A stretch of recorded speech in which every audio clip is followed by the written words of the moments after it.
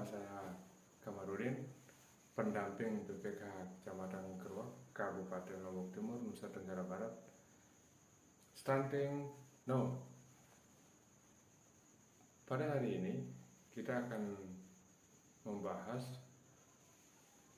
modul 4 sesi 5 terkait pencegahan dan penanganan stunting melalui pemenuhan kesejahteraan bayi baru lahir dan ibu menyusui. Yuk kita simak sama-sama.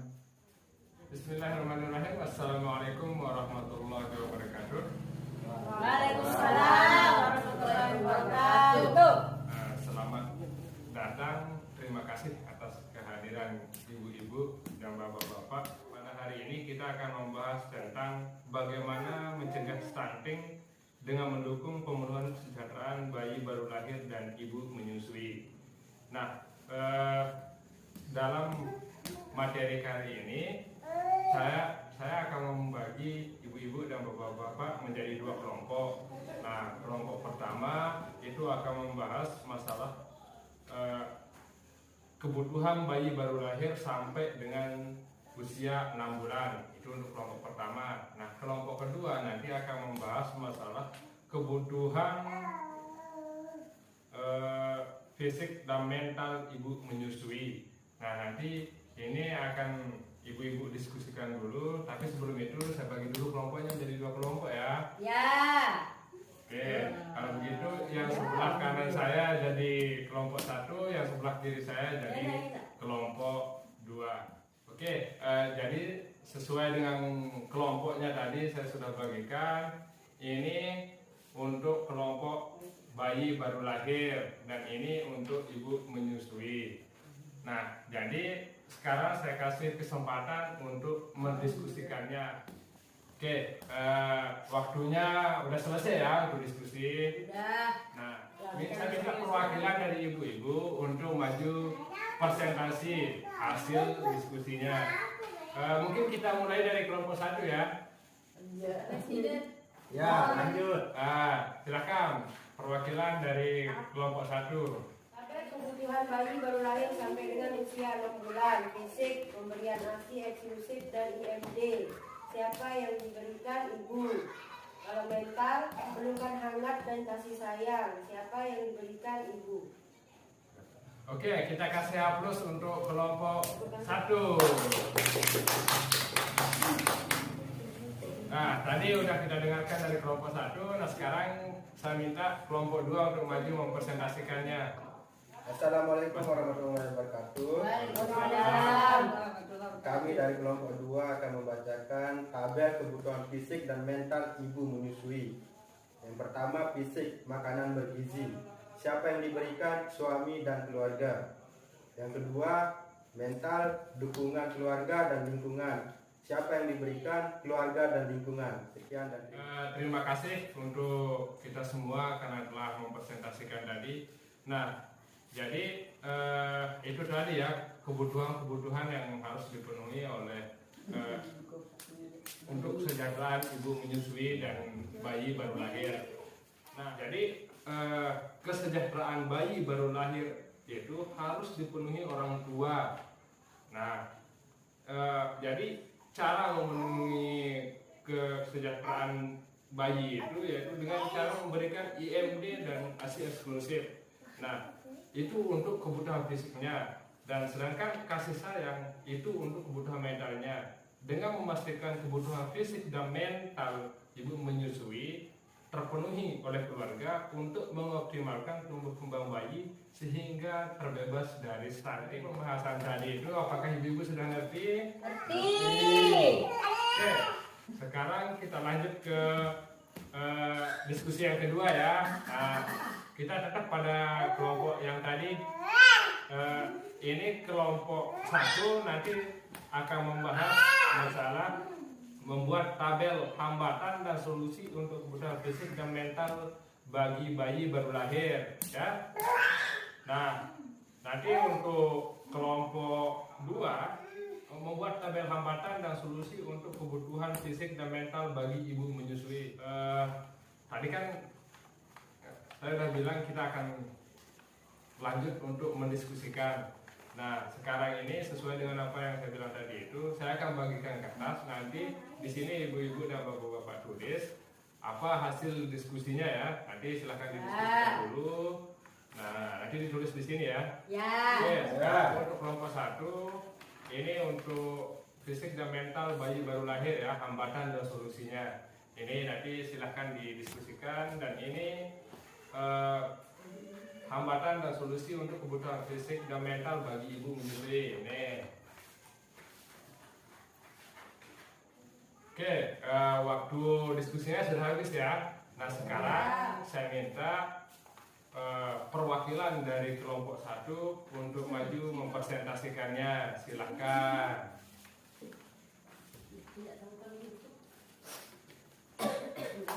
Wah, Tabel hambatan dan solusi untuk kebutuhan fisik dan mental bagi bayi baru lahir. Kebutuhan fisik hambatannya ASI tidak keluar dan kurangnya pengetahuan pentingnya IMD. Solusinya konsultasi ke tenaga kesehatan serta meningkatkan kemampuan diri. Sedangkan kebutuhan mental hambatannya tidak adanya interaksi dengan bayi. Solusinya konsultasi dengan bidan dan tenaga kesehatan lainnya. Oke, kita kasih aplaus dulu. Oke, sekarang kita lanjut ke kelompok 2 ya, biar lebih efektif waktunya. Silahkan untuk kelompok 2. Baik, kami dari kelompok 2 akan membacakan terkait tentang membuat tabel hambatan dan solusi untuk kebutuhan fisik dan mental bagi ibu menyusui.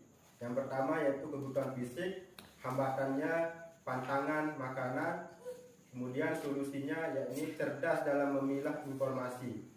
Yang kedua adalah kebutuhan mental, hambatan pengasingan setelah melahirkan. Solusinya yaitu memberi dengan cerdas dalam memilih informasi. Oke, terima kasih kepada kelompok 2. Kita aplaus dulu. Nah, jadi salah satu solusi yang bisa diberikan yaitu dengan cara bisa melalui konsultasi sama bidan. Intinya ibu-ibu dan bapak-bapak silahkan mengakses layanan yang ada seperti posyandu, terus polindes, puskesmas, konsultasi ke tenaga kesehatan intinya ya.